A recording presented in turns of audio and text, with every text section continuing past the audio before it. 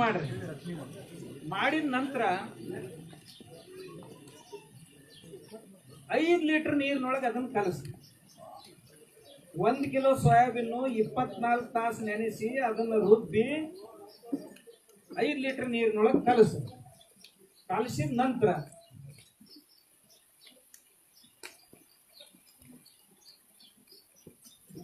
500 gram ಕಡ್ಲಿ ಹಿಟ್ಟು ಅದನ್ನು 5 ಲೀಟರ್ ನೀರಾಗ ಚೆನ್ನಾಗಿ ಕಲಸಿ. ಆಮ್ಯಾಗ 250 ಗ್ರಾಂ ಬೆಲ್ಲ ಇಷ್ಟು ಕಲಿಸಿ ಒಂದು 6-7 ದಿವಸ ಇಟ್ಟು ಆಮ್ಯಾಗ ಇದನ್ನ ಅದು ಚಾಕ್ಲೇಟ್ ಕಲರ್ ಬರ್ತೈತೆ. ಅದಕ್ಕೂ ದ್ರಾವಣ ಭಾಳ ಚಲೋ ತಯಾರಾಕೈತೆ. ಅದನ್ನು ಕುಡಿಬೇಕು ಅನಿಸ್ತೈತೆ. ನೋಡಿದ ಕೂಡಲೇ ಕುಡಿದ್ರು ಏನು ಕೆಟ್ಟಲ್ಲ. ಇದನ್ನ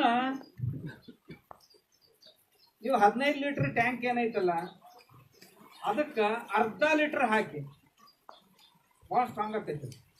ಹಾಕಿ ಸ್ಪ್ರೇ ಮಾಡ್ರಿ. ನೀವು ಯೂರಿಯಾ ಏನು ಕೊಡ್ತಿರಲ್ಲ ಅದ್ರ ಅಪ್ಪಿಲ್ಲ, ಅದ್ರ ಅಪ್ಪಲ್ಲ, ಅದ್ರ ಹಚ್ಚಾಕೈತಿ. ರೊಕ್ಕ ಏನು ಭಾಳ ಹಾಕಂಗಿಲ್ಲ. ಮಾಡಿ ನೋಡ್ರಿ ಒಂದು ಸಾರಿ. ಇದು ಮತ್ತೆ ಇದು ಅಲ್ಲಿ ಅಂದ್ರೆ ಮತ್ತೊಂದು ಹೇಳ್ತೇನೆ.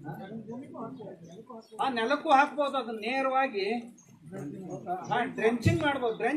ಅದನ್ನ ಡ್ರೆಂಚಿಂಗ್ ಮಾಡ್ಬೋದು, ಸ್ಪ್ರೇ ಮಾಡ್ಬೋದು, ಡ್ರಿಪ್ನೊಳಗೆ ಬಿಡ್ಬೋದು, ಏನು ಬೇಕಾದ ಕೊಡ್ಬೋದು. ಇಷ್ಟು ಮಾಡ್ರಿ. ನಿಮ್ಮ ಕಬ್ಬು ನೋಡ್ರಿ ಹೆಂಗೆ ಬರ್ತೈತೆ. ಆಮ್ಯಾಗ ಇದಕ್ಕೊಂದಾರ ಗ್ರೋತ್ ಪ್ರಮೋಟರ್ ಅಂತ ತಿಳ್ಕೊಂಡು ಏನಾರ ಮಾಡೋರಿದ್ರಿ ಅಂದ್ರೆ ಬಿಲ್ವ ರಸಾಯನ ಅಂತ ತಿಳ್ಕೊಂಡು ನೀವು ಹೆಸರು ಕೇಳಿರ್ಬೇಕು. ಈ ಪತ್ರಿಕಾ ಇರ್ತಾವಲ್ಲಿ ಎದಕ್ಕೆ ಬಳಸ್ತಾರೆ ನಿಮ್ಮ ಕಡೆ? ಒಂದು ಎದಕ್ಕೂ ಬಳಸಂಗಿಲ್ಲ, ಹಂಗ ಬಿದ್ದಿರ್ತ. ಶರ್ಬತ್ ಮಾಡಕ್ ಬರ್ತೈತೆ. ಭಾಳ ಚಲೋ. ಅದು ಕ್ಯಾಲ್ಸಿಯಂ ಇರ್ತೈತೆ. ಅದ ಭಾಳ ಚಲೋ. ಅದು ಒಳಗಿಂದು ಬೆಲ್ದಾಗ ಕೂಡಿಸಿ ತಿಂದ್ರೆ ಭಾಳ ಚಲೋ. ಬೇಡ ಹಂಗ ತೆಗೆದು ಬೆಲ್ದಾಗ ಸೇರಿಸಿ ಅದನ್ನ ದ್ರಾವಣ ಮಾಡಿ ಒಂದಷ್ಟು ನೀರಾಗ ಹಾಕೊಂಡು ಕುಡಿದ್ರೆ ಬೆಸ್ಟ್ ಶರ್ಬತ್ ಆಗ್ತೈತಿ. ನೀವು ಬೇಕಾದಷ್ಟು ದಣದ ಬರೀ ಬಿಸಿಲಾಗ ನಂಬರ್ 1 ತಣ್ಣಗೆ ಮಾಡ್ತಾರೆ. ಈ ಬಿಲ್ವ ರಸಾಯನ ಅಂದ್ರೆ ಪತ್ರಿಕಾಯಿ ಏನು ಬಿದ್ದಿರ್ತಾವಲ್ಲ ಅವನ್ನ ತಗೋಬೇಕು. ಹಸಿಕಾಯಿ ತಗೊಂಡ್ರೆ ಅಂದ್ರೆ ಒಡೆದು ಅದ್ರೊಳಗೆ ಏನಿರ್ತೈತಿ ಅಂಟ ಅದನ್ನೆಲ್ಲ ತೆಗೆದಿಡ್ರಿ. ಮ್ಯಾಗ ಏನು ಪಟ್ಟಿ ಇರ್ತೈತಲ್ಲ ಅದನ್ನು ಒಳಗೆ ಸಣ್ಣಗೆ ತುಕಡಿ ಮಾಡಿ 1 ಕಿಲೋ ಪತ್ರಿಕಾಯಿಗೆ 2.5 ಕಿಲೋ ಬೆಲ್ಲ ಹಾಕಿ ನಿಮಗೆ ಬೇಕಂದಷ್ಟು ನೀರಿನಾಗ ಹಾಕಿ ನೆನೆಸಬೇಕು. ಕನಿಷ್ಠ 1 ತಿಂಗಳಿಟ್ರೆ ಭಾಳ ಚಲೋ. ಹೆಚ್ಚಿಗೆ ಅಂದ್ರೆ ಇನ್ನೊಂದಿಷ್ಟು ದಿವಸ ಇಡ್ರಿ. ಆ ರಸಾಯನ ಏನು ತಯಾರಾಕೈತಲ್ಲ ಅದನ್ನು ನೀರೊಳಗೆ ಹಾಕಿ ಸ್ಪ್ರೇ ಮಾಡ್ರಿ ಕಬ್ಬಿಗೆ. ಬೇಡ ನಿಮ್ದು ಯಾವ್ದು ಬೆಳೆ ಐತೆ ಆ ಬೆಳೆಗೆ ಮಾಡ್ರಿ ಸ್ಪ್ರೇ. ನಿಮ್ಗೆ 15 ದಿನದಾಗ ರಿಸಲ್ಟ್ ಬರ್ತೈತಿ. ಎಲ್ಲಿ ಎಷ್ಟು ಅಗಲ ಆಗ್ತೈತಿ ಪ್ರಮಾಣ ನೀವೆಷ್ಟು ತಯಾರು ಮಾಡಿರ್ತೀರ ಅದ್ರ ಮ್ಯಾಗ ಎಷ್ಟು ಉಣ್ಲತ್ತ ಏನು ಕೇಳೋದು. ಆದ್ರೂ ಅದರ ಪ್ರಮಾಣ 1 ಲೀಟರ್ಗೆ ಕನಿಷ್ಠ 2 ml, ಕನಿಷ್ಠ 2 ml, ಗರಿಷ್ಠ ಎಷ್ಟು ಏನೂ ಅಪಾಯ ಇಲ್ಲ. ಅದ್ರದ್ದು ಏನೂ ಅಪಾಯ ಇಲ್ಲ. ಎಷ್ಟು ಬೇಕಷ್ಟು ಹಾಕ್ರಿ. ಎಷ್ಟು ಹಾಕಿದ್ರಿ ಅಂತಂದ್ರೆ ನಿಮ್ಮ ಕಬ್ಬು ಹೆಂಗೆ ಬರ್ತೈತಿ ನೋಡೋದು. ಇದು ಇನ್ನು ಇದಕ್ಕಿಂತ ಇನ್ನಷ್ಟು ಗಣಿಕೆ ಉದ್ದ ಮಾಡ್ಬೇಕು. ನಮಗೆ ಗಣಿಕೆ ಇನ್ನೊಂದು ಜರ ದಪ್ಪ ಆಗ್ಬೇಕು. ಕಬ್ಬಿನ ತೂಕ ಹೆಚ್ಚಾಗಬೇಕು. ಸಕ್ಕರೆ ಅಥವಾ ಬೆಲ್ಲದ ಅಂಶ ನಾವೇನು ಫ್ರುಕ್ಟೋಸ್ ಅಥವಾ ಗ್ಲೂಕೋಸ್ ಅದ್ರೊಳಗೆ ಹೆಚ್ಚು ಪ್ರಮಾಣದೊಳಗೆ ತಯಾರು ಮಾಡ್ಕೋಬೇಕಾಗಿತ್ತು ಅಂತಂದ್ರೆ ಪಂಚಗವ್ಯ ಒಂದು ಸ್ವಲ್ಪ ಹೆಚ್ಚು ಪ್ರಮಾಣದೊಳಗೆ ಮಾಡ್ಕೊಂಡು. ಪಂಚಗವ್ಯ ಅಂದ್ರೆ ನಿಮ್ಗೆ ಗೊತ್ತೈತಿ. 5 ಕಿಲೋ ಸಗಣಿ, 4 ಕಿಲೋ ಗೋಮೂತ್ರ, 3 ಕಿಲೋ ಮೊಸರ, 3 ಕಿಲೋ ಮೊಸರ, 2 ಕಿಲೋ ಹಾಲು, 1 ಕಿಲೋ ತುಪ್ಪ, ಇದನ್ನು ಸೇರಿಸೋದು. ಮೊದಲನೇ ದಿವಸ ಸಗಣಿ ಮತ್ತು ತುಪ್ಪ 1 ಕಿಲೋ ತುಪ್ಪ, 5 ಕಿಲೋ ಸಗಣಿ ಚೆನ್ನಾಗಿ ಇದನ್ನ ಕಲಸೋದು. ಕಲಿಸಿ ಕನಿಷ್ಠ 3 ದಿವಸ, ಕನಿಷ್ಠ ಹೆಚ್ಚು ದಿವಸ ಇಟ್ಟರೆ ಚಲೋ. ಯಾಕಂದ್ರೆ ತಾಜಾ ಹಾಕಿದ್ರೆ ಅಂದ್ರೆ ಏನಾಕೈತಿ, ತುಪ್ಪ ಮ್ಯಾಗ ಬಂದು ಬಿಡ್ತೈತಿ. ನಿಮ್ಗೇನು ಮಾಡಕ್ಕೆ ಬರೋದಿಲ್ಲ. ಅದು ಅದ್ರೊಳಗೆ ಸೇರೋದಿಲ್ಲ. ಅದಕ್ಕೆ ಸಗಣ್ಯಾಗ ದಿನ ಒಂದು ಜರ ಕಿವುಸ್ಬೇಕು. ಅದನ್ನು ಮುಂಜಾನೆ ಮಧ್ಯಾಹ್ನ 2 ಸಾರಿ ಸಗಣ್ಯಾಗ ತುಪ್ಪ. ಆಮ್ಯಾಗ ಅದ್ರೊಳಗೆ ಮೆಲ್ಲಕ ಮೊಸರು ಕಲಸಿ. 3 ದಿವಸ ಬಿಟ್ಟ ನಂತರ ಅಥವಾ 4-5 ದಿವಸ ಬಿಟ್ಟ ನಂತರ ಮೊಸರು ಕಲಿಸ್ರಿ. ಮೊಸರು ಕಲಿಸಿ ಒಂದು 3 ದಿವಸ ಇಡ್ರಿ. ಇಟ್ಟ ನಂತರ ಹಾಲು ಕಲಿಸ್ರಿ. ಹಾಲು ಕಲಿಸಿ ಒಂದು 2 ದಿವಸ ಇಡ್ರಿ. ಮತ್ತು ಕೊನೆಗೆ ಗೋಮೂತ್ರ ಅದರೊಳಗೆ ಹಾಕಿ ಕಲಿಸ್ರಿ. ಯಾಕಂದ್ರೆ 4 ಲೀಟರ್ ಗೋಮೂತ್ರ ಐತಿ. ಇದರ ಪ್ರಮಾಣ ಹೆಂಗಂದ್ರೆ 5, 4, 3, 2, 1. ಯಾವುದು ಸೊಯ್ ಐತಿ ಅದು 5, ಅದಕ್ಕಿಂತ ಸೊಯ್ ಇದ್ದದ್ದು 4, ಅದಕ್ಕಿಂತ ತುಟ್ಟಿದ್ದದ್ದು 4, ಅದಕ್ಕಿಂತ ತುಟ್ಟಿದ್ದದ್ದು 3, ಅದಕ್ಕಿಂತ ತುಟ್ಟಿತ್ತಂದ್ರೆ ಕಡೆಗೆ ಒಂದು ತುಪ್ಪ ಎಲ್ಲರಿಗಿಂತ ತುಟ್ಟಲ್ಲ. ಮತ್ತು ನಾ ಹೇಳು ತುಪ್ಪ ಅಂದ್ರೆ ಆಕಳ ತುಪ್ಪನ, ನಂದಿನಿ ತುಪ್ಪ ಅಲ್ಲ, ಜವಾರಿ ಆಕಳ ತುಪ್ಪನ ಅದು. ಇದನ್ನು ಕಲಿಸ್ರಿ ನೀವು. ಕಲಿಸಿ ಇದೆಲ್ಲ ಪ್ರಕ್ರಿಯೆ ಮುಗಿಬೇಕಾದ್ರೆ ಅಂದ್ರೆ 13 ದಿವಸ ಕನಿಷ್ಠ ಹೋಗ್ಬೇಕು. ಕನಿಷ್ಠ 13 ದಿವಸ ಹೋಗ್ಬೇಕು. ಇನ್ನ 2 ದಿವಸ ಹೆಚ್ಚಾದ್ರೆ ಏನು ಫರಕ್ ಆಗೋದು. ಇದನ್ನ ನೀರಿನೊಳಗೆ ಸೇರಿಸಿ ಹೊಲಕ್ಕರ ಬಿಡ್ರಿ. 200 ಲೀಟರ್ ನೀರಿನಾಗ ಬೇಡ. ಆ ನೀರಿನೊಳಗೆ ಸೇರಿಸಿ ಸೋಸ್ಕೊಂಡು ಸ್ಪ್ರೇ ಮಾಡಿದ್ರು ಅಡ್ಡಿ ಇಲ್ಲ. ಇದನ್ನ ನೀವು ಸೋಸ್ಕೊಂಡು ದನಗಳು ಏನು ಹಾಲು ಹಿಂಡು ದನಗಳು ಅದಾವಲ್ಲ, ಆ ದನಗಳಿಗೆ ಆಹಾರ ಏನು ಕೊಡ್ತಿರಲ್ಲ ಪಶು ಆಹಾರ, ಅದ್ರಾಗ ಒಂದೊಂದು ಗ್ಲಾಸ್ ಕೊಟ್ಟು ನೋಡ್ರಿ, ಮರುದಿವ್ಸ ನಿಮ್ಮ ಹಾಲು ಹೆಂಗೆ ಅವಕ್ಕೂ ಉಪಯೋಗ ಆಗ್ತದೆ. ನೀವು ಚಲೋ ಕಬ್ಬು ತಗೋಬೇಕಂದಿದ್ರಿ ಅಂದ್ರೆ ಇದು. ಆಮ್ಯಾಗ ಈ ಬಿಲ್ವ ರಸಾಯನ ನೆಲಕ್ಕೆ ಸ್ಪ್ರೇ ಮಾಡಿದ್ರಿ, ಬೇಡ ನೆಲದಾಗ ಹೆಚ್ಚು ಹಾಕಿದ್ರಿ ಅಂದ್ರೆ ಒಂದೇ ವರ್ಷದಾಗ ಈ ಪಂಚಗವ್ಯ ಮತ್ತು ಬಿಲ್ವ ರಸಾಯನಗಳನ್ನ ಹೆಚ್ಚು ಬಳಕೆ ಮಾಡಿದ್ರೆ ಅಂದ್ರೆ ಒಂದೇ ವರ್ಷದಾಗ ನಿಮ್ಮ ಮಣ್ಣೆಲ್ಲ ಕಾಫಿ ಪೌಡರ್ದಂಗೆ ಆಗ್ತದೆ. ಚಹಾ ಪೌಡರ್ದಂಗೆ ಮಣ್ಣು ಆಗ್ತದೆ. ಮಾಡಿ ನೋಡ್ಬೇಕಷ್ಟೇ. ಇವು ಕೇಳಕ್ಕೆ ಭಾಳ ಸುಲಭ ಅನ್ನಿಸ್ತಾವೆ. ಆಮ್ಯಾಗ ಇಲ್ಲಿ ಎಲ್ಲಾನು ತಲೆ ಕುಂತಂಗೆ ಆಕೈತಿ. ಮನೆಗೆ ಹೋಗೋದ್ರಾಗ ಒಂದೊಂದೊಂದೊಂದು ಜಾರ್ಕೋತಾವು. ಅದಕ್ಕೆ ಏನು ಮಾಡಬೇಕು ಅಂತಂದ್ರೆ, ಇವ ನಮ್ಮ ಈರಪ್ಪದಲ್ಲ, ಈರಪ್ಪನ ತೋಟದಾಗ ಯಾವಾಗಾರ ಒಂದು ದಿವಸ ಇವನ್ನೆಲ್ಲ ಮಾಡಿ ನೋಡ್ಬಿಟ್ರಿ ನೀವು. ಇದನ್ನು ತರಬೇತಿ ಇರ್ತವೆ. ಇಲ್ಲ ಅವ ಏನೇನು ಮಾಡ್ತಾನಲ್ಲ ಅವುಗಳ ತರಬೇತಿ ಒಂದೇ ದಿವಸದಾಗ ಮುಂಜಾನೆ ಬರೋದು ಸಂಜೆಗೆ ಮನೆಗೆ ಹೋಗಿ. ನೀವು ಭಾಳ ದಿವಸ ಮನೆ ಬಿಟ್ಟು ಇರೋಕ್ಕಾಗೋದಿಲ್ಲ. ಅವ್ ಮನೆಗೆ ಏನು ಹಚ್ಚಾರ ಆಯಸ್ಕಾಂತದೀವು ನಾವು ಎಷ್ಟೊತ್ತಿದ್ರು ಸಂಜೆಗೆ ಜಗ್ಗತ್ತಾವ. 2-3 ದಿವಸ ಹೊರಗೆ ಇರೋನು ಕಲೀನಂತ ಯಾವಾಗೂ ಅನ್ಸಂಗೇ ಇಲ್ಲ ನಮ್ಗೆ. ಯಾಕೆ ಹಂಗಾಗ್ತೈತೋ ಗೊತ್ತಿಲ್ಲ. ಆದ್ರೆ ಯಾರಿಗೆ ಜ್ಞಾನ ಬೇಕು ಅನ್ನಿಸ್ತೈತಲ್ಲ, ಆ ಜ್ಞಾನ ಬೇಕಂದು ಮನುಷ್ಯ ಒಂದು ಜರಾನ ಮನೆ ಮರಿಬೇಕು. ಆ ಜ್ಞಾನ ಸಿಗುತ್ತಾನ. ಒಂದು ತೊಗೊಂಡ್ರೆ ಒಂದು ಬರಂಗಿಲ್ಲ, ಒಂದು ಬಿಟ್ಟರೆ ಒಂದು ಬರೋದು. ಅದಕ್ಕೆ ಈ ಜ್ಞಾನ ಅನ್ನೋದು ಆಯುಷ್ಯ ತುಂಬ ನಮ್ಮ ಕೆಲಸಕ್ಕೆ ಬರ್ತೈತೆ. ಅದು ಇದರ ಸಲ ಇಷ್ಟು ಮಾಡಿದ್ರಿ ಅಂತಂದ್ರೆ ಕಬ್ಬು ಚಲೋ ಬರ್ತೈತಿ. ಆಗಲೇ ತೊಗರಿದು ಹೇಳಿದ್ನಲ್ಲ ನಮ್ಮ ಹಿಂದಿ ರೈತ, ತೊಗರಿ 8 ಫೂಟ್ ಒಂದು ಸಾಲ ಹೋದ ವರ್ಷ ಮಾಡಿದ್ದೀವಿ. ಒಳಗೆ ಒಟ್ಟ ನಡೆಯಕ್ಕೆ ಬರಲಿಲ್ಲ. 8 ಫೂಟ್ ಎತ್ತರ ಬಂತು. ಹೌದಂತ? ಹಾಂ, 8 ಫೂಟ್ ಎತ್ತರ ಬಂತು. ಸ್ಪ್ರೇ ಮಾಡಕ್ಕೆ ಸಹಿತ ಒಳಗೆ ಹೋಗಕ್ಕೆ ಸಾಧ್ಯ ಆಗಲಿಲ್ಲ. ಈ ವರ್ಷ 10ರಿಂದ 12 ಫೂಟ್ ಅಂತರ ಇಟ್ಟು ಜಿಗ್ಜಾಗ್ ಪದ್ಧತಿಯೊಳಗೆ 1.5 ಫೂಟ್ ಅಥವಾ 2 ಫೂಟ್ ಒಂದೊಂದು ಹಚ್ಚಿ ಕನಿಷ್ಠ 2ರಿಂದ 3 ಸಾರಿ ಪ್ರೋನಿಂಗ್ ಮಾಡಬೇಕು. ಪ್ರೋನಿಂಗ್ 4 ಸಾರಿ ಮಾಡೀನಿ. ತುದಿ ಚೂಟು 20 ದಿವಸಕ್ಕೊಮ್ಮೆ ಚೂಟು. ಮೊದಲನೇ 20 ದಿವಸಕ್ಕೆ, ಎರಡನೇ 20 ದಿವಸಕ್ಕೆ, ಮೂರನೇ 20 ದಿವಸಕ್ಕೆ, ಹಿಂಗೆ 20 ದಿವಸಕ್ಕೊಮ್ಮೆ ಚೂಟಿದ್ರಂದ್ರೆ ಅದು ಗಿಡ ಇಷ್ಟು ದೊಡ್ಡದಾಗ್ತದಲ್ಲ. ಒಂದು ಗಿಡಕ್ಕೆ ಏನೂ ಇಲ್ಲಂದ್ರೂ 2000ಕ್ಕಿಂತಲೂ ಕಡಿಮೆ ಕಾಯಿ ಹಾಕ್ತದೆ. ಒಂದು ಕಾಯಾಗ 3 ಕಾಳು ಇರ್ತಾವೆ. ಲೆಕ್ಕ ಹಾಕ್ರಿ ಎಷ್ಟು ಕಿಲೋ ಆಗ್ತದೆ. ಸಿಂಧನೂರಾಗ ಒಬ್ಬ ರೈತರು ಮಾಡಿದ್ರು, ನಾಗರಾಜ್ ಗೌಡ್ ಅಂತ. ಅವನು ಎಕರೆಕ್ಕೆ 15ರಿಂದ 16 ಕ್ವಿಂಟಲ್ ಬಿದ್ದೈತೆ ಹೋದ. ಅದು ಅವನಿಗೆ ಒಳಗೆ ಸ್ಪ್ರೇ ಮಾಡಕ್ಕೆ ಹೋಗ್ಲಿಕ್ಕೆ ಆಗಲಿಲ್ಲ. ಕೆಲವೊಂದು ಸ್ವಲ್ಪ ತೊಂದರೆ ಆತ. ಯಾಕಂದ್ರೆ ಹಿಂದಾಗಡೆ ಏನು ಮಾಡ್ಬೇಕಾತಂದ್ರೆ ಮನುಷ್ಯಾಗ ಅಡ್ಡಾಡೋದು ಕಷ್ಟ ಆಯ್ತು. 2 ಕೋಲ್ ತೊಗೊಂಡು ಮ್ಯಾಗ ಆ ಕೋಲ್ಗೊಂದು ಅಡ್ಡು ಕೋಲ್ ಕಟ್ಟಿ ಅದಕ್ಕೆ ಸ್ಪ್ರಿಂಕ್ಲರ್ಸ್ ಹಚ್ಚಿ ಅದಕ್ಕೆ ನೌಸಲ್ ಹಚ್ಚಿ ತಿರುಗಾಡುವಂಥ ಪರಿಸ್ಥಿತಿ ಬಂತು. ಒಳಗೆ ಹೋಗೋಕೆ ಆಗಲಿಲ್ಲ. ತೊಂದರೆ ಆತಂತ ತಿಳ್ಕೊಂಡು ಈ ಸಾರಿ 12 ಫೂಟ್ ಒಂದು ಸಾಲು ಬಿಟ್ಟು 12 ಫೂಟ್ ಅಂತರ ಬಿಟ್ಟು ಲಚ್ಚಾರ. ನನಗನ್ಸಿದ ಮಟ್ಟಿಗೆ ಈ ವರ್ಷ ಅದು ಕನಿಷ್ಠ 25 ಕ್ವಿಂಟಲ್ ಎಕರೆಕ್ಕೆ ಕೊಡಲೇಬೇಕು. ನಾವು ಖಾತ್ರಿ ಐತದ 25 ಕ್ವಿಂಟಲ್ ಎಕರೆಗೆ ತೊಗರಿ ಬರ್ಲಾಕಬೇಕು. ನಮ್ಮ ಯಾವ ವೈಜ್ಞಾನಿಕ ಸಂಸ್ಥಾನಗಳು ಸಹಿತ ಇನ್ನೂ ಇಷ್ಟು ಬೆಳೆ ತೆಗೆದಿಲ್ಲ. ಆದ್ರೆ ನಮ್ಮ ರೈತರು ತೆಗಿಲಕ್ಕಂತಾರೆ. ಅದು ಸಾವಯವದಲ್ಲಿ ಬಾಯಿ ತೆರೆದು ಕೂಡಲೇ ನಮ್ಮ ಮಂದಿ ಏನಂತಾರ, ನಾ ಭಾಳ ಜನರ ಜೊತೆ ಮಾತಾಡ್ತೇನೆ, ಸೈಂಟಿಸ್ಟ್ ಜೊತೆ. ಅವ್ರು ಏನಂತಾರ, ನಿಮ್ಮ ಸಾವಯವ ನಾವು ಒಂದು ವೇಳೆ ಅಡಾಪ್ಟ್ ಮಾಡ್ಕೊಂಡಿವಿ ಅಂದ್ರೆ, ಅಳವಡಿಸ್ಕೊಂಡಿವಿ ಅಂದ್ರೆ ದೇಶದ ಅನ್ನ ಸುರಕ್ಷೆಯ ಗತಿ ಏನಾಗಬೇಡ, ಫುಡ್ ಸೆಕ್ಯೂರಿಟಿ ಏನಾದಿತ್ತು ದೇಶಕ್ಕೆ ಅಂತಾರ ಅವ್ರು. ನಾ ಹೇಳ್ತೀನಿ ಅವ್ರಿಗೆ, ನಮ್ಮಲ್ಲಿ ಎಲ್ಲ ಗೊಬ್ಬರ ಹಾಕಿ ರಸಗೊಬ್ಬರ ಹಾಕಿ ಎಕರೆಗೆ 30 ಟನ್ನಿನ ಒಳಗೆ ಬಂದೈತೆ ಕೊಲ್ಲಾಪುರ. ಒಂದು ವೇಳೆ ಮತ್ತು ಅದೇ ನಮ್ಮ ಪಕ್ಕದಾಗ ಒಂದು ಸಿರೋಳ್ ಫ್ಯಾಕ್ಟ್ರಿ ಅಂತ ಐತಿ, ದತ್ತ ಫ್ಯಾಕ್ಟ್ರಿ ಅಂತ. ಅಲ್ಲಿ ಸುಮಾರು 500 ಜನ ರೈತರ ಮ್ಯಾಗಿ ಪ್ರಯೋಗ ಮಾಡಿದೀವಿ, ಇದೇ ಸಾವಯವ ಪ್ರಯೋಗ. 60 ಕ್ವಿಂಟಲ್ ಒಳಗೆ ಬಂದ್ರೆ ನಾ ಹೆಚ್ಚಿನ ರೊಕ್ಕ ಕೊಡ್ತೀನಿ ಅಂತ ಚೇರ್ಮನ್ ಡಿಕ್ಲೇರ್ ಮಾಡ್ತೀವಿ. ಯಾರು ಹೊಲದೊಳಗೂ 60 ಟನ್ ಕ್ವಿಂಟಲ್ ಅಲ್ಲ, 60 ಟನ್ ಒಳಗೆ ಯಾರಿಗೆ ಅವರೇಜ್ ಬರಲಿಲ್ಲ. 500 ಜನ ರೈತರು, ಒಬ್ರು ಇಬ್ರು ಅಲ್ಲ, 500 ಜನ ರೈತರು ಎಕರೆಗೆ 60 ಟನ್. ಮತ್ತು ಅದು ಮೊದಲನೇ ವರ್ಷ ತಗೊಂಡು. ಹೀಗಾಗಿ ಒಂದು ವೇಳೆ ನಾವು ಶಾಸ್ತ್ರ ಶುದ್ಧವಾಗಿ ಮಾಡಿದೀವಿ ಅಂದ್ರೆ, ಸೈಂಟಿಫಿಕ್ ಆರ್ಗ್ಯಾನಿಕ್ಸ್ ಅದು ಒಂದು ಸೈನ್ಸು, ಅದನ್ನು ಸೈಂಟಿಫಿಕಲಿ ಮಾಡಿದೀವಿ ಅಂತಂದ್ರೆ ನಮ್ಮ ಇಚ್ಛೆಗಳೆಲ್ಲ ಪೂರ್ತಿ ಆಗ್ತವೆ, ನಿಶ್ಚಿತವಾಗಿಯೂ ಆಗ್ತವೆ.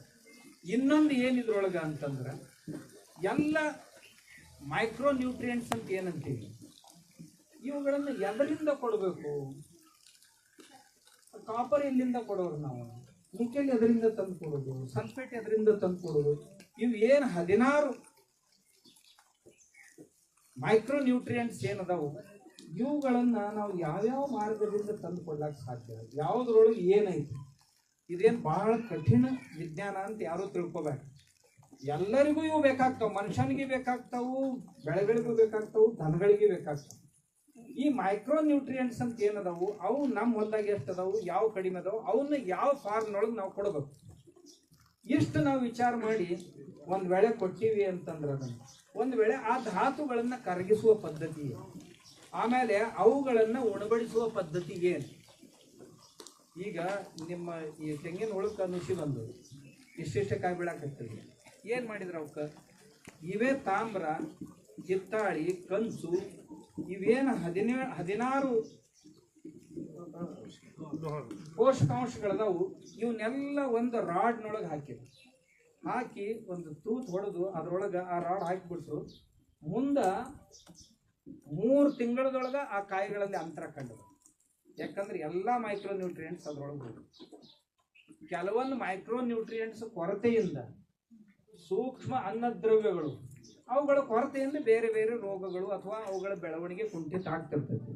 ಅದನ್ನು ಒಂದು ವೇಳೆ ನಾವು ಬೇರೆ ಬೇರೆ ಮಾಧ್ಯಮದಿಂದ ಅವು ಕೊಟ್ಟಿವಿ ಅಂದ್ರೆ, ಈಗ ನೋಡಿದ್ರಲ್ಲ ನಮ್ಮ ಈರಪ್ಪ ಬ್ಯಾಕ್ಟೀರಿಯಲ್ನು ತಯಾರು ಮಾಡ್ಯಾನ ಮತ್ತು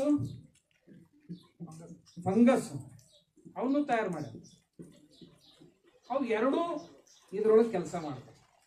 ಹಾಗಾದ್ರೆ ಯಾವ ಧಾನ್ಯದೊಳಗೆ ಯಾವ ಸೂಕ್ಷ್ಮ ಅನ್ನದ್ರವ್ಯ ಐತಿ ಅದು ನಮ್ಮ ಸೈಂಟಿಸ್ಟ್ಗಳು ಹೇಳ್ತಾರೆ. ನಾಗಣ್ಣವ್ರನ್ನ ಕೇಳ್ರಿ ನೀವು, ಅವ್ರು ಹೇಳ್ತಾರೆ ಯಾವ ಕಾಳಿನೊಳಗೆ, ಈಗ ಹೆಸರು ಐತಪ್ಪ, ಹೆಸರಿನೊಳಗೆ ಯಾವುದು ಪ್ರಧಾನ ಐತಿ, ಶೇಂಗಾ ಐತಿ, ಶೇಂಗಾದೊಳಗೆ ಯಾವುದು ಪ್ರಧಾನ ಐತಿ, ಪ್ರತಿಯೊಂದರೊಳಗೂ ಒಂದೊಂದು ಇರತ್ತಾವ. ಅವುಗಳನ್ನು ಬಳಸ್ಕೊಂಡು ತಾವು ಬ್ಯಾಕ್ಟೀರಿಯಾ ಆದರೂ ತಯಾರು ಮಾಡ್ಬೋದು ಅಥವಾ ಫಂಗಸ್ ಆದರೂ ತಯಾರು ಮಾಡ್ಬೋದು. ಆಮ್ಯಾಗ ಇನ್ನೊಂದು ಮೊದಲನೇ ವರ್ಷನ ಯಾರಿಗೆ ಹೋಗ್ಬೇಕಾಗಿತ್ತು, ಭೂಮಿಯೊಳಗಿನ ಸೂಕ್ಷ್ಮ ಅನ್ನದ್ರವ್ಯಗಳನ್ನು ತಯಾರು ಮಾಡಬೇಕಾಗಿತ್ತು ಅಂತಂದ್ರೆ, ಅಥವಾ ಭೂಮಿಯನ್ನ ಫಲವತ್ತತೆಗೆ ತರಬೇಕಾಗಿತ್ತು ಅಂತಂದ್ರೆ, ಸ್ವಲ್ಪ ಅನ್ನ ಕುದಿಸ್ರಿ. ಇನ್ನು ಬೇರೆ ಬೇರೆ ಪದಾರ್ಥಗಳು ನಮ್ಮ ಇರಪ್ಪ ಈಗ ಹೇಳಿದೆ, ಬೇರೆ ಬೇರೆ ಪದಾರ್ಥಗಳನ್ನ ಅನ್ನ ಕುದಿಸ್ರಿ. ಕುದಿಸಿ ಒಂದು ಸಣ್ಣ ಕುಳ್ಳ್ಯಾಗ ಕುದ್ರಿ, ಭಾಳ ಬೇಡ, ಕುದಿಸಿ ಸ್ವಲ್ಪ ಅದರ ಬಾಯಿಗೆ ಒಂದು ಬಿಳಿ ಹಾಳಿ ಕಟ್ಟಿ, ಹಾಳಿನೂ ಭಾಳ ಗಟ್ಟಿಯಾಗಿ ಕಟ್ಟಬೇಡ್ರಿ, ಅವಾಗ ಉಸಿರಾಡಕ್ಕೆ ಬಂದಿರ್ಬೇಕು, ಆ ರೀತಿ ಬಾಯಿ ಕಟ್ಟಿ ಗಿಡದ ಕೆಳಗೆ ಕಂಠ ಮ್ಯಾಗ ಅಷ್ಟು ಬಿಟ್ಟು ಕೆಳಗಿನ ಹೋಗುದು ಬಿಡ್ರಿ.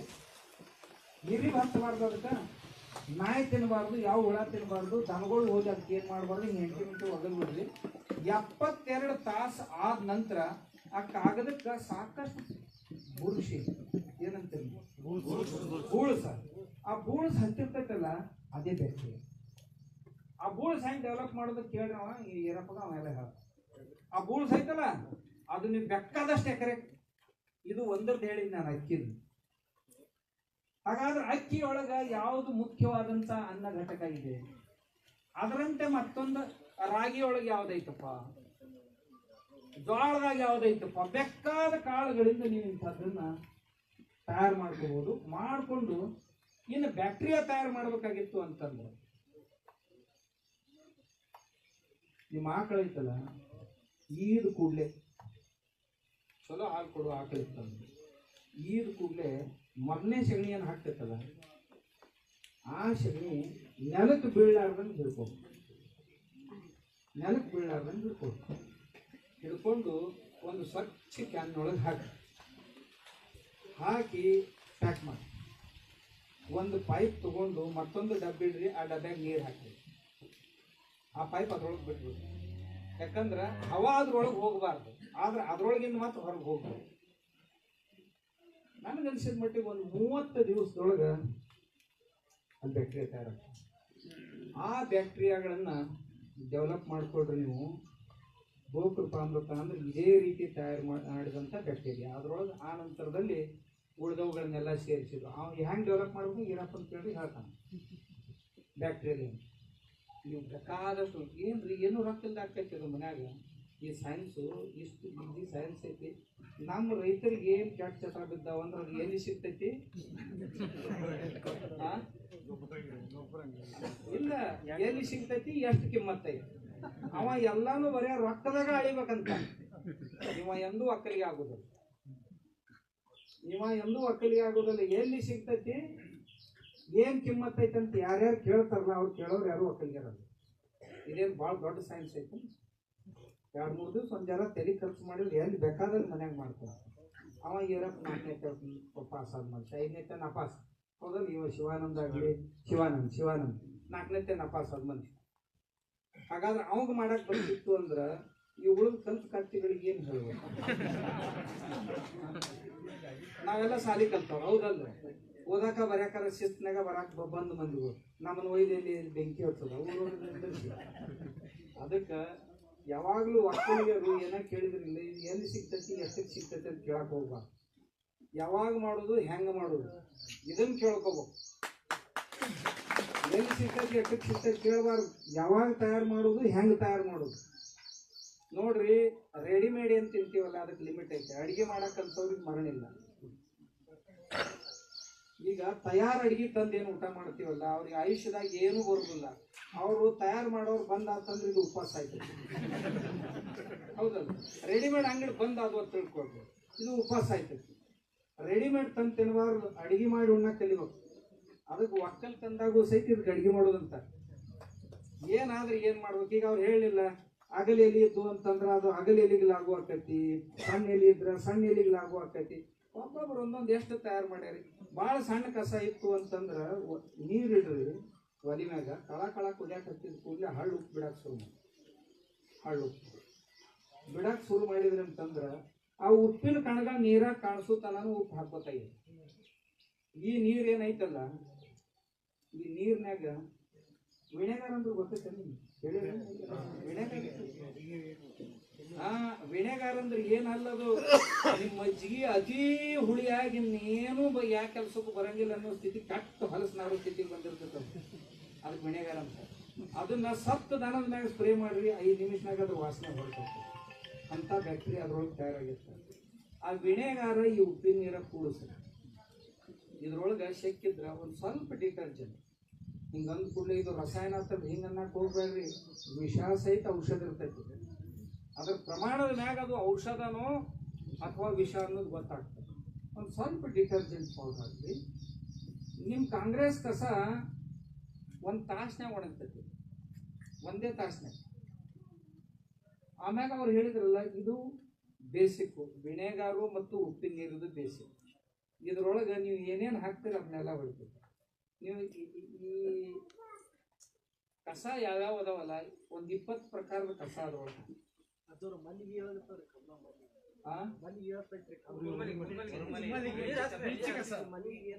ಹೇಳಿದ್ನಲ್ಲ ಆಗಲೇ, ಈ ಡ್ರಿಪ್ ಐತಲ್ಲ ಇದು ಭಾಳ ಚಲೋ. ಅದು ನಿಮ್ಗೊಂದು ಹೇಳ್ತೀನಿ, ಒಂದು ಲಿಮಿಟಿನ ತನಕ ಚಲೋ. ನಮ್ಮ ಭೂಮಿಯಲ್ಲಿರುವಂಥ ಲವಣಾಂಶ ಇದು ಹರ್ಕೊಂಡು ಹೋಗ್ಬೇಕು. ನಾವು ಅದನ್ನು ಹೊರಕ್ಕೆ ಬಿಡುದಿಲ್ಲ. ಅದು ಅಲ್ಲೇ ಸಂಗ್ರಹ ಕೆಲವೊಂದು ಸಮಸ್ಯೆಗಳನ್ನು ನಿರ್ಮಾಣ ಮಾಡ್ತೈತೆ ಡ್ರಿಪ್ಪು. ಸಣ್ಣನ ಆಗಲಿ ಉಪ್ಪಿನ ಅಂಶ ಆಗಲಿ ಅದು ಮ್ಯಾಗ ಬೆಳಗ್ಗೆ ಹಾಕೋತ ಹೋಗ್ತೈತಿಲ್ಲ ಮಣ್ಣು. ಮತ್ತು ಅದು ಚಲೋ ಅಂದ್ರೆ ಮಣ್ಣಿಗೆ ಇಲ್ಲ. ಅದಕ್ಕಿಂತಲೂ ಭಾಳ ಚಲೋ ಏನು ಅಂತಂದ್ರ ಅದು ಡ್ರಿಪ್ಗಿಂತಲೂ ಸ್ವಸ್ಥ ಸೋಯ್ ಯಾವ್ದು ಹೇಳಿ ನಿಮ್ಗೆ ಪೈಪ್ ಹಾಕ್ರಿ ದಾಂಡಿ ಒಂದು ಕಾವಲ್ಯಾಗ ಪೈಪ್ ಹಾಕಿ ಇವೇ ಡ್ರಿಪ್ಪಿನೂ ಎಷ್ಟಿಷ್ಟು ಪೈಪ್ ದಪ್ಪನು ಇವನ್ ತಗೊಳ್ರಿ ಇವಕ್ಕೊಂದೊಂದು ಚಾವಿ ಹಚ್ಚಿ ನೀರು ಬಿಟ್ಟು ಬಿಡ್ರಿ ಸಣ್ಣಗ ಹರ್ಕೋತ ಹೋಗ್ರಿ ನೀರು ನಾನು ನೋಡೀನಿ ಇದು 8 ದಿವ್ಸಕ್ಕೊಂದು ಬಿಟ್ರೆ ನಡೀತೈತೆ ಡ್ರಿಪ್ ದಿನ ಬಿಡ್ಬೇಕಾಗ್ತದೆ ಒಟ್ಟು ಹೋಗು ನೀರು ಅಷ್ಟ ಒಟ್ಟು ಖರ್ಚಾಗೋ ನೀರು ಅಷ್ಟ ಆಕೈತಿ ಏನ್ ಭಾಳ ಉಳಿತಾಯ ಆಗುದಿಲ್ಲ ಏನ್ ಮಡಿ ತುಂಬ್ತೀವಲ್ಲ ತುಂಬ ಚಲೋ ಅಲ್ಲ ತುಂಬ ಚಲೋ ಆದ್ರೆ ಒಂದಿಷ್ಟು ನೀರು ಹರಿಬೇಕು ಹರಿದು ಹೋಗುತ್ತೆ ಯಾವಾಗ ಅದು ನೀರು ಹರಿದು ಹೋಗ್ತೀವಿ ಅಂತಂದ್ರೆ ಕೆಲವೊಂದು ಮಣ್ಣಿಗೆ ಬೇಡವಾದಂಥ ಅಂಶಗಳು ಹರ್ಕೊಂಡು ಹೋಗ್ಬೇಕು ಆದ್ರೆ ಪೂರ್ತಿಯಾಗಿ ಅವನ್ನ ಅಲ್ಲೇ ಇಟ್ಕೊಂಡಿವಿ ಅಂದ್ರೆ ಯಾವುದಕ್ಕೂ ಕೆಲವೊಂದು ಲಿಮಿಟೇಷನ್ಸ್ ಆ ಲಿಮಿಟೇಷನ್ಸ್ಗಳನ್ನ ನಾವು ತಿಳ್ಕೋಬಹುದು ಡ್ರಿಪ್ ಭಾಳ ಒಳ್ಳೆಯದು ಸರಿ ಅದರ ಲಿಮಿಟೇಷನ್ಸ್ ಅದಾವ ಅದಕ್ಕೆ ಅದರ ಇತಿಮಿತಿಗಳು ಅದಾವಲ್ಲ ಆ ಇತಿಮಿತಿಗಳನ್ನ ನಾವು ಅರ್ಥಕೊಳ್ಬೇಕು ಅದು ಮತ್ತೆ ಯಾಕಂದ್ರೆ ಒಂದು ಒಳ್ಳೇದು ಮಾಡ್ತಂದ್ರೆ ಕೆಟ್ಟದ್ದು ಏನೇನು ಮಾಡಕ್ ಸಾಧ್ಯ ಐತಿದು ಇದನ್ನ ನಾವು ತಿಳ್ಕೊಂಡಿವಿ ಅಂತಂದ್ರೆ ಕೆಲಸ ಆಗ್ತದೆ ಆದ್ದರಿಂದ ನಾನು ಇವತ್ತು ನಿಮ್ಗೇನು ಎಲ್ಲರಿಗೂ ಭೇಟಿಯಾಗಕ್ಕೆ ಬಂದವಲ್ಲ ಅವ ಶಿವಾನಂದ ಅಂತ ಅವ್ರೇನು ಗಣಿ ಬಂಧುಗಳದಾರ ಅವ್ರು ಬಂದಿದ್ದು ನೋಡಿ ನಮ್ಮ ಅಪ್ಪಗಳು ಶಂಕರಗೌಡ ಅಪ್ಪಗಳು ಇವ್ರಿಗೆ ಬರ್ಲಾಕ ಹಚ್ಚಿದ್ರು ನಮ್ಮ ಶಿವಾನಂದ ಅಜ್ಜ ಅವ್ರಿಗೆ ಆ ಅಜ್ಜ ಅವ್ರಿಗೆ ಬರ್ಲಾಕ ಹಚ್ಚಿದ್ರು ನಮಗೂ ಬರ್ಲಾಕ ಬಾಧ್ಯಗೊಳಿಸಿದ್ರು ಅವ್ರು ಇಲ್ರಿ ನಾನು ಇನ್ನು ಹೋಗಿ ನೋಡ್ಕೊಂಡು ಬಂದೀನಿ ಭಾಳ ಚಲೋ ನಾ ಇಂಥ ರೈತರು ಯಾರ ಹೊಸವು ಮಾಡಿದ್ರು ಅಂತಂದ್ರೆ ಒಳ್ಳೆ ಜಮ್ಮು ಕಾಶ್ಮೀರ ತನಕ ಹೋಗಿ ನೋಡ್ಕೊಂಡು ಬರ್ತೀನಿ ಅದು ಮನುಷ್ಯ ತಿರುಗಾಡಿದ್ರೆ ಜ್ಞಾನ ಬರೋದು ಎಲ್ಲರೊಳಗೊಂದೊಂದು ನುಡಿಗಲಿದ್ದು ವಿದ್ಯೆಯ ಪರ್ವತವೇ ಆದ ಸರ್ವಜ್ಞ ಅದಕ್ಕೆ ಕಿವಿ ಕಣ್ಣ ಯಾವಾಗಲೂ ಇವನ್ನ ತೆಗೆದಿಟ್ಕೋಬೇಕು ಅವಕ್ಕೆ ನಮ್ಮ ಕೈಯ ಕಾಲ ಸಾಥ್ ಕೊಡ್ಬೇಕು ಇರ್ಲಿಲ್ಲಂದ್ರೆ ನಾವು ಜೀವನದಾಗ ಏನು ಬಳಸೋಕ್ಕಾಗೋದಿಲ್ಲ ನಾನು ನೋಡ್ಬೇಕಂತ ಬಂದಿದ್ದೆ ಅವ್ರು ಬರೋದ್ರಾಗ ನಿಮ್ಮನ್ನೆಲ್ಲ ಕಲಿ ಹಾಕಿದ್ರು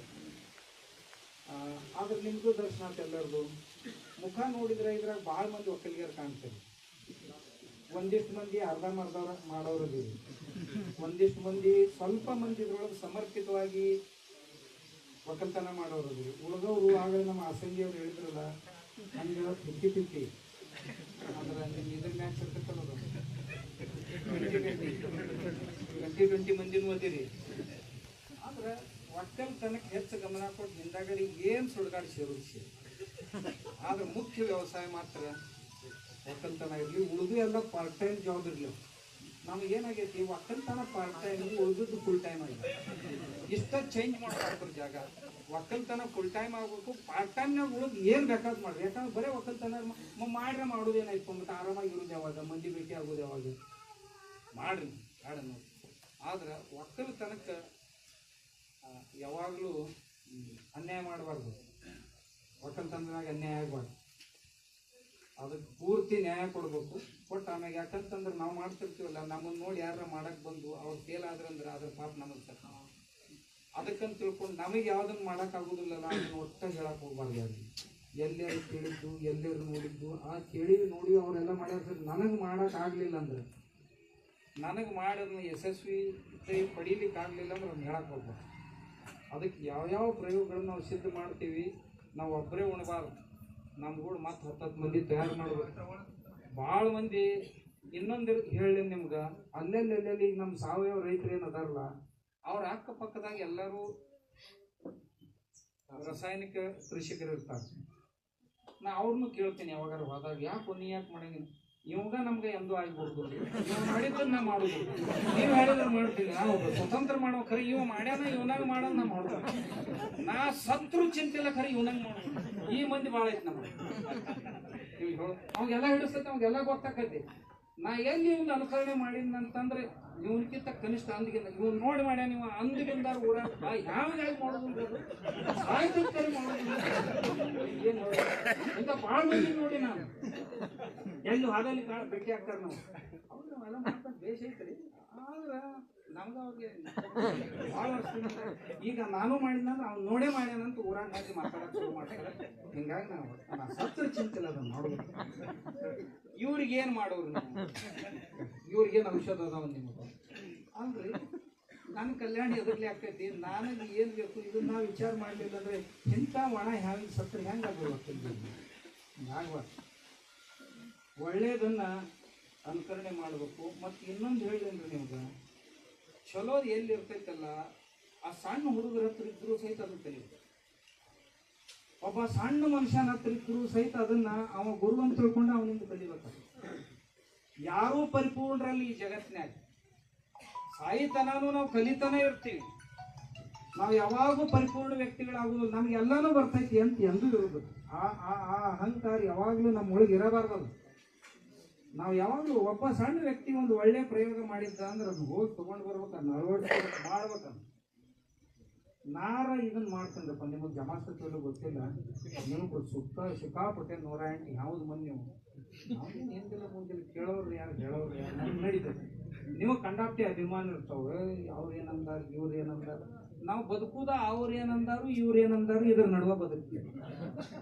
ಮಂದಿ ಅಂತಾರಂತ ಬದುಕಿವೆ ಹೊರತು ಬದುಕಬೇಕಂತ ಬದುಕಿವೆ ಬಹಳ ಕಡಿಮೆ ಅದ. ಪ್ರತಿಯೊಂದು ಕೇಳ್ರೆ ಏನ್ ಮಾಡಿದ್ರು ಮತ್ತೆ ಅವ್ರು ಏನಂದಾರು ಅವ್ರದ್ದೇನು ಗಂಟು ಹೋಗ್ತೈತೆ ಅನ್ನಕ ಒಕ್ಕಟ್ಟೆ ಅದೇನು ಹೊಡಿತೈತೆ ಅಂತೇಳಿ ಅನ್ಕೋತಾನೆ ಇರ್ತಾರೆ. ಗಡಿಗೆ ಬಾಯಿ ಮನುಷ್ಯನ ಬಾಯಿ ಮುಚ್ಚಕ್ ಆಗುದಿಲ್ಲ. ಯಾರು ಏನಂತಾರ ನನಗೆ ಒಳ್ಳೇದು ಯಾವ್ದ್ರಿಂದ ಆಗ್ತೈತಿ ಏನಾಗ್ತೈತಿ ಇದನ್ನ ನಾವು ಒಂದು ವೇಳೆ ಅಂತ ನಾವು ಈ ರೀತಿ ಮಾಡಲಿಲ್ಲ ಅಂದ್ರೆ ನಮ್ಮ ದೇಶ ಉಳಿದಿಲ್ಲ. ಉಳಿದ್ರೆ ದೇಶ ಉಳಿದಿಲ್ಲ. ದೇಶದೊಳಗೆ ಎಲ್ಲ ಇವ್ ನುಗ್ಸಿದ್ರು ಬೀಳುವಂತ ಪೀಳಿಗೆ ಬಂತಂತಂದ್ರೆ 21ನೇ ಶತಮಾನದೊಳಗೆ ಭಾರತ ವಿಶ್ವಗುರು ಏನು ವಿಶ್ವಗುರು ಆಗ್ತೈತಿ. ನುಗ್ಸಿದ್ರು ಬೀಳ್ತಾವೆಲ್ಲ, ಅವೆಲ್ಲ ದವಾಖಾನ್ಯಾಗ ವಾರದಾಗ ಬಂದಿರ್ತಾವ, ಇವು ವಿಶ್ವಗುರು ಮಾಡ್ತಾವು. ಮನುಷ್ಯ ನಿರೋಗಿಯಾಗಿರ್ಬೇಕು, ಬಲಶಾಲಿ ಆಗಿರ್ಬೇಕು, ಅವ ಯಾವುದೇ ಕ್ಷೇತ್ರದೊಳಗೆ ಕೆಲಸ ಮಾಡಲಿ. ಈಗ ನೋಡ್ರಿ ನಮ್ಮ ಐ ಟಿ ಆಗಿ ಹುಡುಗರು ಇರ್ತಾವಲ್ಲ, ಐ ಟಿ ಕ್ಷೇತ್ರದಾಗ ಕೆಲಸ ಮಾಡಿ 15 ದಿನದಾಗ ಬೆನ್ನು ಸಾಕತ್ತು, ತಲೆನೂ ಸಾಕತ್ತು. ಏನು ಬೆಂಗಳೂರಾಗ 1.5 ಕಿಲೋಮೀಟರ್ದಾಗ 200 ಪಬ್ಸ್ ಅದ. ಏನ್ ತಿಂತಾವ ಏನ್ ಕುಡಿತಾವ ಅಂತೀವಿ. ನಾವು ಹೋಗಿದ್ದೆ ರಾಜಾಜಿನಗರದಾಗ ಒಂದ್ ಕಡೆ, ನಮ್ಮ ಹುಡುಗಂದಿದ್ದ, ಅವ ಅಲ್ಲಿ ಮನೆ ಮಾಡಿದ್ದ, ಅಲ್ಲಿ ಹೋಗಿದ್ದ, ಅವ್ನು ಕರ್ಕೊಂಡು ಹೋಗಿದ್ದ ಅವ್ರು ಅವನಿಗೆ. ಅವ್ನ ಹೋದಾಗ 4 ಹುಡುಗರು, 4 ಹುಡುಗರಾಗ ಒಬ್ಬ ಕುಡಿತಿರ್ಲಿಲ್ಲ, ಉಳಿದು 3 ಕುಡಿತಿದ್ರು. ಇದು ಎಲ್ಲ ಹಿಂಗ ಅದಾವ್ರಿ ನಮ್ಮ ಹತ್ರ. ಅವ ತೋರಿಸ್ದ, ಇಲ್ಲಿಂದ ಇಷ್ಟು ಇದು 1.5 ಕಿಲೋಮೀಟರ್ ಏರಿಯಾ ಐತ್ರಿ, ಇದ್ರೊಳಗೆ 200 ಪಬ್ಸ್ ಅದಾವ ಅಂತ ಹೇಳಿದ. ಅಂದ್ರೆ ಕುಡಿ ಅಂಗಡಿ ಕುಡುಕರ ಅಂಗಡಿಗಳು 200 ಅದಾವ 1.5 ಕಿಲೋಮೀಟರ್ದಾಗ. ಮತ್ತು ಇವ್ರಿಗೆ ಏನಾಗೋದೈತೆ ಅಂತೀರಿ, ದಿವಸ ಎಲ್ಲ ಅದು ಕುಡಿದು ಹೋಗಿ ಕೂಡಿ ಆಫೀಸ್ನಾಗ ಕೆಲಸ ಮಾಡೋದು, ಮತ್ತು ಇಲ್ಲಿ ನೋಡಿಸ್ತು ಇಲ್ಲಿ ರೊಕ್ಕ ಐತೆ ರಗಡ್ಕರೆ. ಅದಕ್ಕೆ ಏನು ಅರ್ಥ ಐತೆ?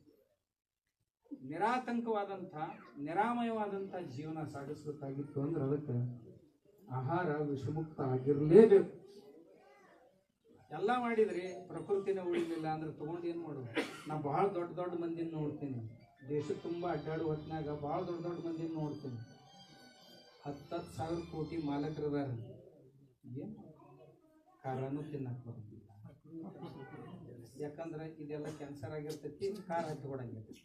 ಇಲ್ಲಿ ಪ್ಯಾಚ್ ಹಾಕಿರ್ತಾರೆ, ಇದನ್ನ ಕಟಿಂಗ್ ಮಾಡಿ ಎಲ್ಲ ಪ್ಯಾಚ್ ಹಾಕಿರ್ತಾರೆ. 10,000 ಕೋಟಿ ಏನೋ ಅದಕ್ಕಿಂತ ದೊಡ್ಡ ಮಾಲಕರದ.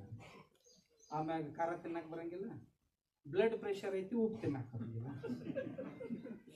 ಶುಗರ್ ಐತಿ, ಹಿಂಗಾಗಿ ಸಕ್ಕರೆ ತಿನ್ನಕ್ಕೆ ಬರಂಗಿಲ್ಲ. ಮತ್ತೆ ಇದು ಬದುಕೈತಾರ ಯಾಕಂತ? ಹಿಂಗ ನಾವು ಆರೋಗ್ಯ ಸಂಪತ್ತು ಕಳ್ಕೊಂಡು ಎಷ್ಟು ಕೋಟಿ ಗಳಿಸಿ ಏನ್ ಮಾಡೋದು? ಅದನ್ನ ಯಾರಿಗಿಟ್ಟು ಹೋಗೋದು?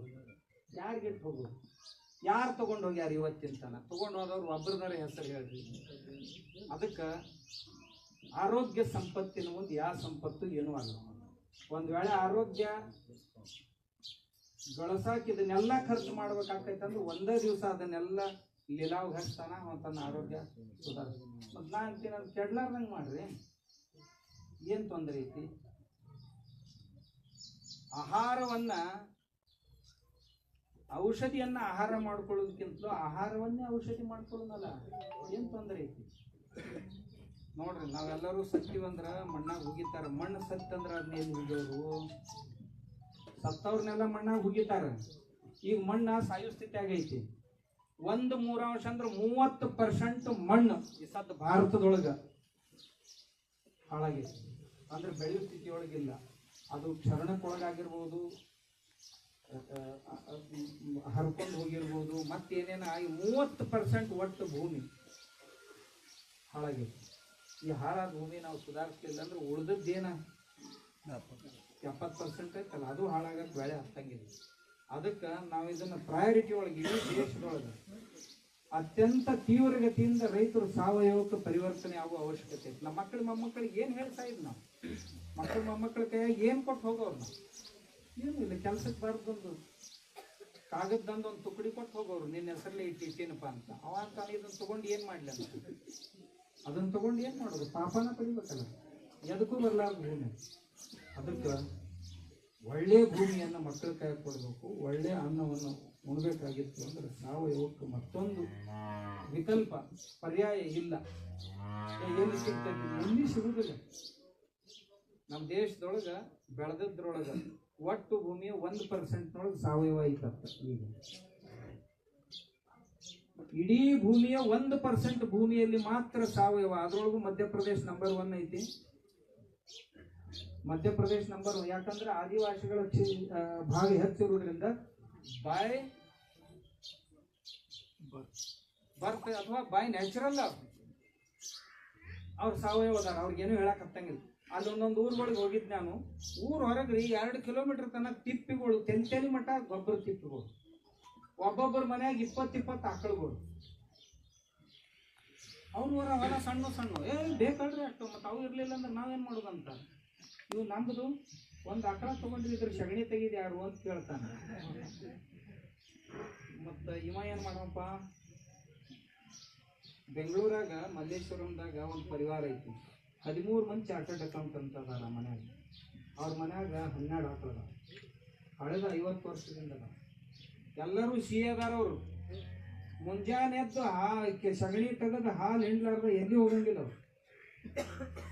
ಮತ್ತು ಸ್ವಂತದ್ದು ಭೂಮಿ ಇಲ್ಲ, ನೀವು ಕೊಂಡ್ಕೊಂಡು ಬಂದು ಅವ್ರಂತಾರ. ಮತ್ತು ಎಲ್ಲ ಜವಾರಿ ಹಾಕೋದು,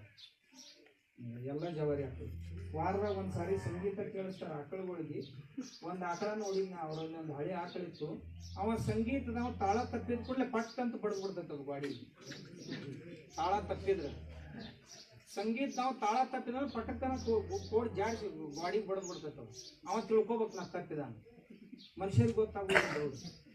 ಪ್ರಾಣಿಗಳಂದ್ರೆ ಏನು ಅಷ್ಟೇನೆ ಇದು ಅಲ್ಲ, ಭಾಳ ಸಂವೇದನಶೀಲ ಇದಾವೆ ಪ್ರಾಣಿಗಳು. ನಮ್ಗಿಂತಲೂ ಭಾಳ ಸಂವೇದನಶೀಲ ಇದಾವೆ. ಅವಕೂರ ಜೊತೆ ಬದುಕಾಗ ಕಲಿಬೇಕು. ನಾವು ಮನುಷ್ಯರ ಸಹವಾಸ ಕಡಿಮೆ ಮಾಡಿ ಪ್ರಾಣಿಗಳ ಸಹವಾಸ ಹೆಚ್ಚು ಮಾಡಕ್ಕೆ ತಿಳ್ಕೊಬೇಕು. ಇವು ಮನುಷ್ಯರು ಯಾವಾಗ ಏನು ಮಾಡ್ತಾರೆ ಹೇಳಕ್ಕೆ ಮುಂಜಾನೆ ನಮ್ಮ ಮನೆಯಾಗ ಉಂಡಿರ್ತೈತಿ, ಸಂಜೆ ಮುಂದೆ ಐತೈತಿ. ಅವು ದನಗಳು ನಮ್ಮ ಮನ್ಯಾಗ ಉಂಡು ಅಂತಂದ್ರೆ ನೋಡ್ರಿ, ನಿಮ್ಮ ಮನ್ಯಾಗ ಕಾಳು ಹಾಕಿದ್ರಿ ಅಂದ್ರೆ ತತ್ತಿ ನಿಮ್ಮ ಮನ್ಯಾಗ ಇರ್ತೈತೆ. ಅದು ತತ್ತು ಸಹಿತ ಮಗನ ಮನ್ಯಾಗ ಇರಂಗ ಅಷ್ಟು ಪ್ರಾಮಾಣಿಕ ಅಷ್ಟದವ ನಮ್ಮ ಮನೆ. ನಮ್ಮ ಮನ್ಯಾಗ ತಿಂತಾವು, ಯಾರ ಮನ್ಯಾಗಾರ ತತ್ತಿ ಹಾಕ್ಬರ್ತಾರೆ ಇವು ಯಾರ ಕಾಲ. ಅದಕ್ಕೆ ಒಕ್ಕಲಿಗಾರ ಆದವರು ಪಶು ಪಕ್ಷಿ ಪ್ರಾಣಿಗಳ ಸಹವಾಸ ಮಾಡ್ಬೇಕು. ಅದ್ರ ಮ್ಯಾಗ ಪ್ರೀತಿ ಹೆಚ್ಚಾಗ್ಬೇಕು, ಬೆಳೆ ಮ್ಯಾಗ ಪ್ರೀತಿ ಹೆಚ್ಚಾಗ್ಬೇಕು. ಇದ್ರ ಮ್ಯಾಗ ಮನುಷ್ಯರು ಇರ್ಬೇಕು ಅಂದ್ರೆ ನಾವು ಒಕ್ಕಲಿಗಾರ ಇರ್ತೀವಿ. ನಾವೇನು ಮಾಡ್ತೀವಿ, ಎಲ್ಲರಿಗೂ ಇದನ್ನ ಹೆಂಗೆ ಕೊಲ್ಲೋದು, ಅದನ್ನ ಹೆಂಗೆ ಕೊಲ್ಲೋದು.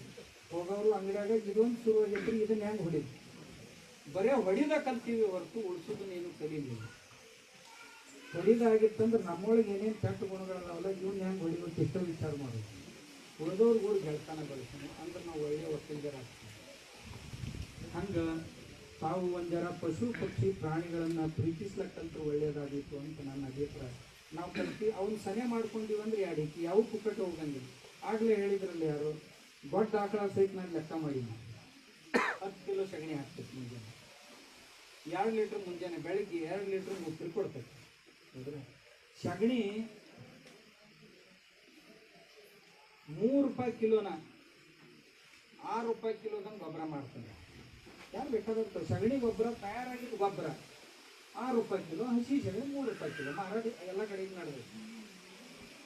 10 ಕಿಲೋ ಸಗಣಿಗೆ ಎಷ್ಟಾಗ್ತರಿ? 3 ರೂಪಾಯಿ ಹಿಡಿದ್ರೆ 30 ರೂಪಾಯಿ. ಮತ್ತು ತಯಾರಾದ ಗೊಬ್ಬರನ ಮಾಡಿದ್ರು ಸಹಿತ ಅಷ್ಟಾಗ್ತೈತಿ. 2 ಲೀಟ್ರ್ ಗೋಮೂತ್ರ ಐತಲ್ಲ, ಇದನ್ನು ಬಟ್ಟಿಗೆ ಹಚ್ಚ್ರಿ, 1 ಲೀಟ್ರ್ ಗೋಮೂತ್ರ ಅರ್ಕ ತಯಾರಾಗ. ಅದ್ರೊಳಗೆ ಬೇರೆ ಬೇರೆ ಹಾಕ್ರಿ ನೀವು. ಒಂದರ ಸರ್ಪಗಂಧ ಹಾಕ್ರಿ, ಕ್ಯಾನ್ಸರ್ ಔಷಧ ತಯಾರಾಗ್ತೈತಿ. ಸಪ್ತರಂಗಿ ಹಾಕ್ರಿ, ಡಯಾಬಿಟಿಸ್ ಔಷಧ ತಯಾರಾಗ್ತೈತಿ. ಒಂದು ಸ್ವಲ್ಪ ಅರ್ಜುನ ಅರಿಷ್ಟ ಅದರೊಳಗೆ ಹಾಕ್ರಿ, ಹಾರ್ಟ್ ಸಲುವ ರಕ್ತವನ್ನು ಕೆಳಗಡೆ ಸಲುವ. ತುಳಸಿ ಹಾಕ್ರಿ ಸ್ವಲ್ಪ ಅರ್ಕ ಮಾಡುವ ಹೊತ್ನಾಗ. ಅದೇ ಅರ್ಕ ನಿಮ್ಮ ಕೆಮ್ಮ ದಮ್ಮ ಜ್ವರ ಇಂಥವು ಅತ್ತಿಪ್ಪತ್ತು ಅರ್ಕ ಮಾಡ್ತಾರೆ. ಹೌದ್ರಿ? 1 ಲೀಟರ್ ಅರ್ಕಕ್ಕೆ 150 200 ರೂಪಾಯಿ ಸಹಜವಾಗ್ತದೆ. ಈಗ 200 ml ಬಾಟ್ಲಿ 60 ರೂಪಾಯಿಗೆ ಮಾರ್ತಾರೆ. 200 ml ಬಾಟ್ಲಿ 60 ರೂಪಾಯಿಗೆ ಮಾರಾಟ ಸರ್ವ ಸಾಮಾನ್ಯವಾಗಿ. R5 30 300 ರೂಪಾಯಿಗೆ ಮಾರಾಟ ಮಾಡ್ತಾರೆ. ಬಾಟಲ್ ಐತಲ್ಲ 3 ರಿಂದ 5 ರೂಪಾಯಿ ತನಕ ಬಾಟಲ್ ಖರ್ಚು ಬರ್ತೈತಿ. ಅದಕ್ಕೆ ಮ್ಯಾಗ ಏನೇನು ಹಾಕ್ತಾರೆ, ಅದೊಂದು 50 ಪೈಸೆ ಬರ್ತೈತಿ. ಹಿಂಗೆ ಎಲ್ಲ ಹೋದ್ರೂ ಸಹಿತ ದೊಡ್ಡ ಆಕಳ ಸಹಿತ ಮನ್ಯಾಗ ನಾವು ಶಾಣೆ ತಂದಿಂದ ಅದನ್ನೆಲ್ಲನೂ ಬಳಸ್ಕೊಳಕ್ಕೆ ಕಲ್ತೀವಿ ಅಂತಂದ್ರೆ ಹಾಲ ಮೊಸರ ಬಿಡ್ರಿ. ಆ ದೊಡ್ಡ ಆಕಳ ಸಹಿತ ಅದಕ್ಕೆ ಖರ್ಚು ಮಾಡೋದು ಏನಪ್ಪ ನಾವು, ಅದು ದಿವ್ಸಕ್ಕೆ ಒಟ್ಟು ಒಂದು 20 ಕಿಲೋ ತಿಂತೇವೆ. ಒಣ ಮೇವ ಇತ್ತು ಅಂತಂದ್ರೆ 5-6 ಕಿಲೋದ ಮ್ಯಾಗ ಅದು ತಿನ್ನೋದು. ಹಸಿದು ಹಾಕಿದ್ರೆ ಒಂದು 10-15 ಕಿಲೋ ಹಸಿದು, ಒಂದು 2-3 ಕಿಲೋ ಒಣ. ಹಸಿ ಮೇವ 2 ರೂಪಾಯಿ ಕಿಲೋದಂಗೆ ಹಿಡಿದ್ರು 15 ಹಿಡಿದ್ರೆ 15 ಕಿಲೋನ ಹಿಡಿದ್ರಿ ಎಷ್ಟು 10 ಕಿಲೋ ಹಸಿದು, ಒಂದು 5 ಕಿಲೋ ಒಣದಂತಂದ್ರೆ 5 ಕಿಲೋದ 50 ರೂಪಾಯಿ ಆಯ್ತು. 10 ರೂಪಾಯಿ ಹಿಡಿದಿರ್ತೈತಿ. ಕಡಬ ಕುಟ್ಟಿ ಕಣಕಿ ಪುಡಿ 8 ರೂಪಾಯಿ ಸಿಗ್ತೈತಿ. ನಾ 10 ರೂಪಾಯಿ ಹಿಡಿತೀನಿ. ಹಿಡಿದ್ರು ಸಹಿತ 50 ರೂಪಾಯಿ ಆಯ್ತು. ಹಸಿದು 10 ಕಿಲೋ ಹಿಡ್ರಿ 25 ರೂಪಾಯಿ. ಎಷ್ಟಾದ್ರೆ 50 ಒಂದು 20 75 ರೂಪಾಯಿ ಆಯ್ತು. ಹೌದ್ರಿ? ಆಮ್ಯಾಗ ಏನಾರ ಅದಕ್ಕೊಂದು ಕಿಲೋ ಪಶು ಆಹಾರ ಕೊಟ್ರಿ ಅಂದ್ರೆ ಅದೊಂದು 25 ರೂಪಾಯಿ, 100 ರೂಪಾಯಿ ಅದ್ರ ಖರ್ಚು. ಅದು ಕೊಟ್ಟದ್ದೆಷ್ಟು? ನಮಗೆ ಅದನ್ನು ಬಳಸ್ಕೊಳಕ್ ಬಂದಿಲ್ಲ, ಅದಕ್ಕೆ ನಾವು ಅದಕ್ಕೆ ಹೆಸರು ಇಡ್ತೀವಿ ಹೊರತು ನಾವು ಅದನ್ನು ಬಳಸ್ಕೊಳಕ್ ಕಲ್ತೀವಿ ಅಂತಂದ್ರೆ ನಾವು ಆಕಳ ಸಾಕೋದಿಲ್ಲ, ಆಕಳನ ನಮ್ಮನ್ನು ಸಾಕ್ತೈತಿ. ಅದನ್ಯಾಕ ನಾವು ಸಾಕ್ಬೇಕು, ಅದ ನಮ್ಮನ್ನು ಸಾಕ್ತೈತಿ. ಅದು ಬರೇ ಉಚ್ಚಿ ಮತ್ತು ಸಗಣಿಯಿಂದನ ನಮ್ಮನ್ನು ಸಾಕ್ತೈತಿ. ಹಾಲು ಕೊಡ್ತಂದ್ರೆ ಮಾತು ಭಾಳ ದೊಡ್ಡದ. ಹಾಲು ಕೊಡ್ತಂದ್ರೆ ಭಾಳ ದೊಡ್ಡದ. ಬರೀ ತುಪ್ಪ ಮಾರಾಟಕ್ಕೆ ಹೋಗಿ ಈಗ ಭಾಳ ಮಂದಿದು ಏನು ಸಮಸ್ಯೆ ಆಗೈತಿ, ನಮ್ಮ ಕಡೆ ಹಾಲು ಮಾರಾಟ ಮಾಡೋದಿಲ್ರಿ, ಚಲೋ ಆಕಳ ಕಟ್ತೀವಿ, ತುಪ್ಪ ಮಾಡ್ತೀವಿ, ತುಪ್ಪನೂ ಯಾರು ತಗೊಳ್ಳೋದ್ರು ಅಂತ ಅಂತಾರೆ. ನೀವೇನು ಮಾಡ್ಬೇಕು ಇಂಥ ಸಂದರ್ಭದೊಳಗೆ? ಬರೀ ತುಪ್ಪ ಮಾಡಬಾರ್ದು. ತುಪ್ಪ ಔಷಧಿ ಮಾಡ್ಬೇಕು. ಹೆಂಗೆ ಮಾಡೋದು ಕೇಳೋದು? ಈಗ ಮೂತ್ರೆ ಹರಳಿ ಎಲ್ಲರಿಗೂ ಸಮಸ್ಯೆ ಅದಾವ. ಮೂತ್ರೆ ಹರಳಿಗೆ ಏನು ಹಾಕ್ತಾರ? ಪಾಷಾಣ ಬೇದಿ, ಹತ್ತರಿಕೆ ಬೇರ, ಹನ್ನಿ ಕುಕ್ಕದ ಬೇರ, ಇಂಥವನ್ನ ಎಲ್ಲ ಕಟ್ ಮಾಡ್ಕೊಳೋದು, ಸ್ವಚ್ಛಗ ತೊಳೆದು 1 ಲೀಟ್ರ್ ನೀರ್ನ್ಯಾಗ ಕಳ ಕುದಿಸಿ ಅರ್ಧ ನೀರು ಅಟ್ಸಂಗೆ ಕುದಿಸ್ಬೇಕು. 2 ಲೀಟ್ರ್ ಇಡ್ರಿ, 1 ಲೀಟ್ರ್ ಅಟ್ಟಿಸ್ರಿ, 1 ಲೀಟ್ರ್ ಉಳಿತೈತಿ. ಆ ಉಳಿದದ್ದನ್ನು 1 ಕಿಲೋ ತುಪ್ಪದಾಗ ಹಾಕಿ ಕುದಿಸಾಕ್ ಶುರು ಮಾಡಿ. ತುಪ್ಪದಾಗ ಚೆನ್ನಾಗಿ ಸೇರಿಸಿ ಕುದಿಸಾಕ್ ಶುರು ಮಾಡ್ರಿ. ನೀರು ಪೂರ್ತಿ ಹಾರಿ ಹೋಗಂಗ ಕುದಿಸ್ಬಿಡ್ರಿ. ತುಪ್ಪ ಉಳಿತೈತಲ್ಲ, ಆ ತುಪ್ಪ ದಿನ 1-2 ಚಮಚೆ ತಿಂದಂದ್ರೆ ಅವ್ನು ಮೂತ್ರೆ ಹೇಳ್ತಾನ ಹೋಗ್ತದೆ. ನಿಮ್ಮ ತುಪ್ಪ ಮಾರಾಟ ಕಟ್ಟಿರ್ತಾರೋ ಇಲ್ಲ ಅಂತೀವಿ. ಇಂಥವು 100 ಪ್ರಕಾರದ ತುಪ್ಪ ಮಾಡಕ್ಕೆ ಬರ್ತೈತಿ ನಿಮ್ಮೊಂದು ಮನ್ಯಾಗ. ಇಂಥ ತುಪ್ಪ 100 ಯಾರು ಯಾವ ಜಡ್ ಆಗೈತಲ್ಲ ಅದ್ರ ಆಯುರ್ವೇದಿಕ್ ಔಷಧಿ ಏನಪ್ಪ ಇದು. ಹಂಗಾದ್ರೆ ನಮ್ಮ ತುಪ್ಪಕ್ಕೆ ಆ ಭಾವನೆ ಕೊಡೋದು. ಯಾರು ಯಾವ್ದಾಗೈತ